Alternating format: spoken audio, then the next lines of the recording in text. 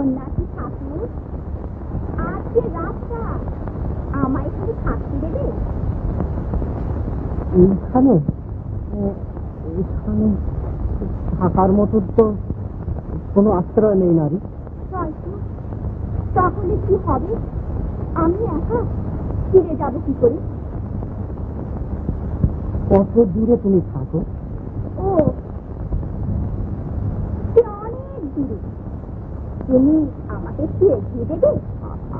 আমি আমি হ্যাঁ, কিন্তু এই আসন ছেড়ে আমার তো কোথাও যাবার উপায় নেই সুন্দরী। কেন? আমার গুরু কাত্যায়নের আদেশ, তিনি ফিরে না আসা পর্যন্ত এই আসন আমি ত্যাগ করতে পারি না। তুমি তো আর জানো না কোনো মেয়ে বিপদে পড়ে তোমার সাহায্য চাইবে। না, তা তিনি জানতেন না বটে, তবু আচ্ছা চলো।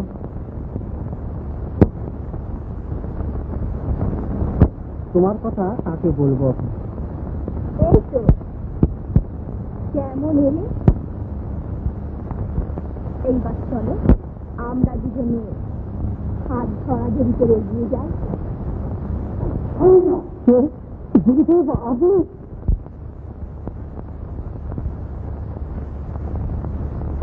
এই নারী অত্যন্ত বিপন্না, তাই তাই গুরুর আদেশ অমান্য করে এই নারীর সঙ্গ কামনায় ব্যাকুল হয়ে উঠেছ। তুই এখানে আমার শিষ্যের তপভঙ্গ করতে এসেছিস মায়াবিনী? আমি যেই হই না কেন তাতে তোমার কি? প্রগল্ভা নারী, অভিশাপের অভিশাপ দেবে আমায়?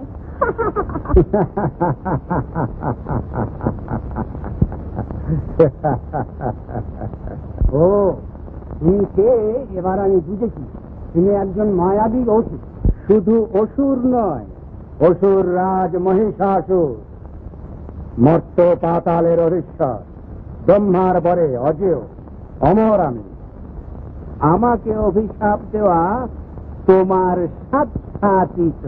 তুমি যেই হও যেন আমি ও ঋষি কাত্যায়ন।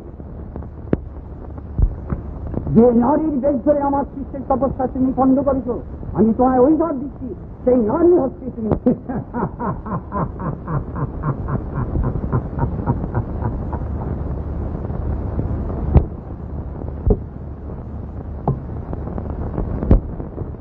আমি তাহলে এখন যাই। খবরদার, এখান থেকে বেরিয়ে যাবে কোন ছাড়া? যাবার আর কোনো জায়গা আছে? তো আর তো কিছু দেখছি না। তবে তাহলে তোমার অদৃষ্টে দুঃখী। তবে আপনি যদি একটু অনুগ্রহ করে। অনুগ্রহ? আগে হ্যাঁ, বিশেষ গ্রহ করতে রাজি আছি। শুধু আপনি আমার ছেড়ে দিন।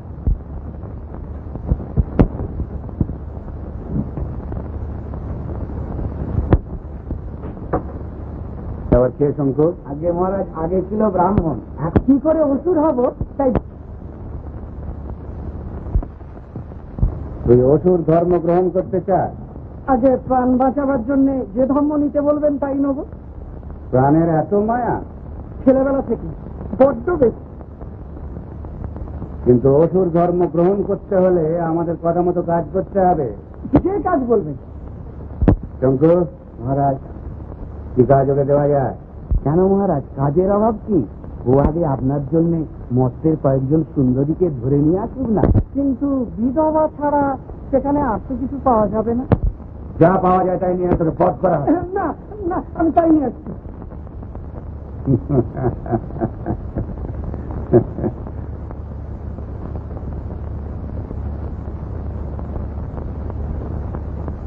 কিন্তু শঙ্কর, ওকে আদেশ না বোধহয় ভালো হতো।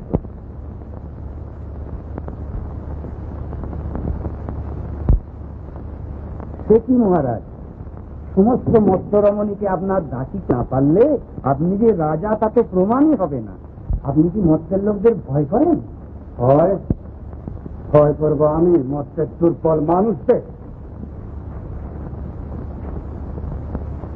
আমি নিজে গিয়ে তাদের ঘর থেকে নারীকে টেনে এনে এখানে বন্দি করে রাখবো, কাউকে ছাড়বো। সুন্দরী, তোমাকে আমার চাই। কিসের বিনিময়? কিছু আছে, তার বিনিময় তোমাকে আমি সর্বস্ব দেবো। প্রতিজ্ঞা করছি, তুমি যা চাও তাই দেবো। তোমার পায়ে আমি নিজেকে সঁপে দেবো। বিশ্বাস হয় না।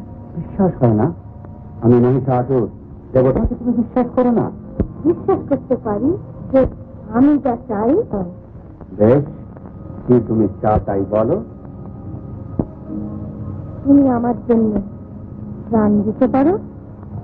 প্রতিশ্রুতি দিচ্ছি সুন্দরী, এ তোমার পায়ে সঁপে দিলাম।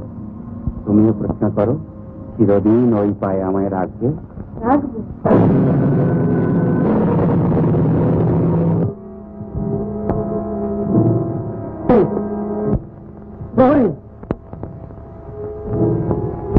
শীঘ্র থাকো, এত রমণী গুপ্ত ভাবে প্রাসাদে প্রবেশ করে।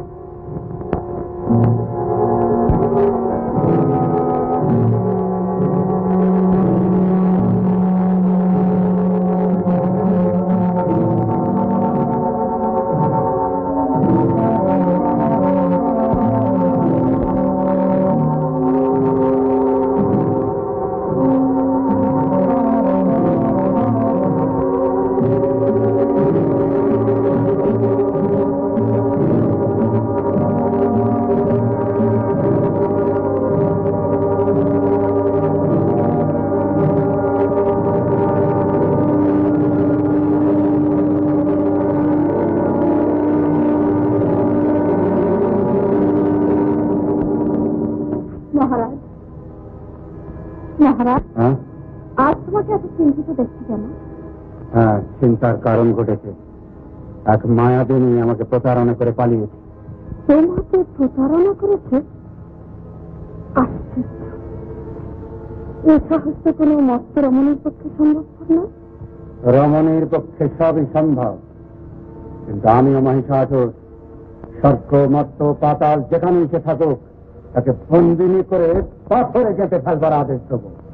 রমণীকে এত বড় শাস্তি দেবে? নিশ্চয়ই, এই শাস্তি তার প্রাপ্য। কেন রানী, আমি সেই পাপী অসুকে প্রাণ দেব বলে প্রতিশ্রুতি দিয়েছিলাম, আর সে সেই প্রতিশ্রুতি গ্রহণ করেই অন্তর্হিত হল। আশ্চর্য। মহারাজ, কি শাস্তি করেছ? এই প্রতিশ্রুতি তুমি কেন দিতে গেলে? তুমি যদি স্বামী মহামায়া হন? কে সেই মহামায়া? বারবার তুমি ওরা আমার সামনে উচ্চারণ করো না। যাও।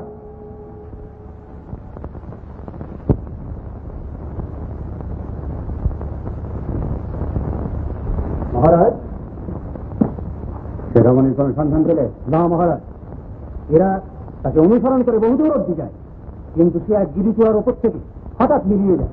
বটে, দেখি সে কেমন মায়াবিনী। যদি কোনো পাহাড়ে রমণীর ছলনা হয়, তা আমি নিজে তার কেশ আকর্ষণ করে টেনে নিয়ে আসবো।